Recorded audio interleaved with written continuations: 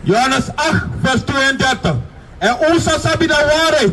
En de waarheid zal maken u koffie. A waarheid op het zogenaamde ingina blakama free. Voor grondrecht aan alle soort sandati.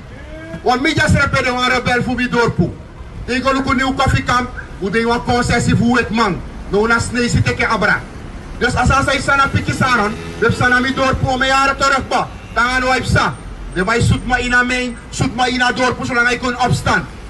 Maar nou, ook als je aan Bijbel dat nou, en dan zeg je fiti. Je hebt je vet naar een woord of gado. En voor die feti, je hebt je sap suma na you. Voor je go feti.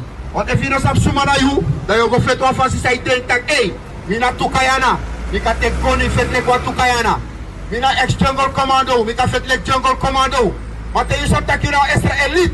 Dan je vet lek wat Israëliet, lek sa Bijbel taki. Lees je zo dat. Johannes 8, vers 32. En onze sabi de waarheid.